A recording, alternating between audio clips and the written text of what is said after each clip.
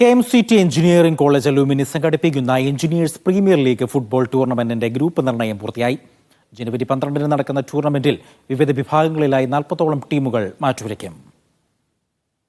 Engineers premier ലീഗിന്റെ 2024-2025 സീസണിലെ 4ാമത്തെ ടൂർണമെന്റിനാണ് Sharjah പെയിന്റ്ബോൾ park വേദിയാകുന്നത്.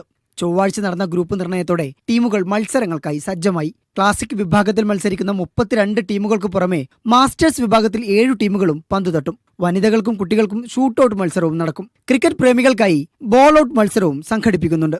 Keen Copa പന്തൽച്ച എന്നാണ് ടൂർണമെൻറ്റ് നമ്മൾ പേര് വെച്ചിരിക്കുന്നത്.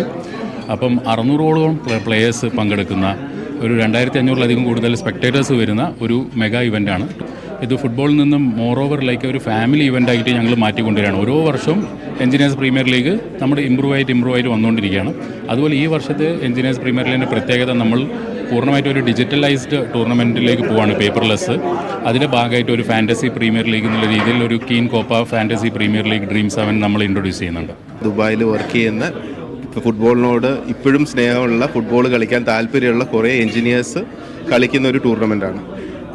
2009 മുതലാണ് EPL എന്ന് പറഞ്ഞൊരു ഫ്രെറ്റേണിറ്റി തുടങ്ങുന്നത്. നമ്മളുടെ കോളേജും 2016 മുതൽ EPLൻ്റെ ഭാഗമാണ്. അപ്പം it is a mega event for engineers. It is a mega event for the families of engineers and it is something special. ഇങ്ങനെ ഒരു ഫോർമാറ്റിലോ അല്ലെങ്കിൽ ഇങ്ങനെ ഒരു ഫ്രെറ്റേണിറ്റി, ഒരു കമ്മ്യൂണിറ്റി ഇത്രയും വലിയൊരു ഗ്യാതറിങ്ങിൽ പൊതുവെ ഞാൻ കണ്ടിട്ടില്ല ദുബായിൽ. So that's why this EPL as a whole and this tournament is special. നറുക്കെടുപ്പിൽ 39 ടീമുകളുടെ പ്രതിനിധികൾ പങ്കെടുത്തു. കീൻ ഭാരവാഹികളായ ഷിനാൻ, ഷിഹാബ്, മാജിദ, റഹീസ്, നിഹാദ് എന്നിവർ നറുക്കെടുപ്പ് നിയന്ത്രിച്ചു. ടൂർണമെന്റ് ദിവസം നാട്ടോർമ്മകളുമായി കാർണിവൽ ഏരിയയും സംഘാടകർ ഒരുക്കുന്നുണ്ട്. Media 1 Dubai.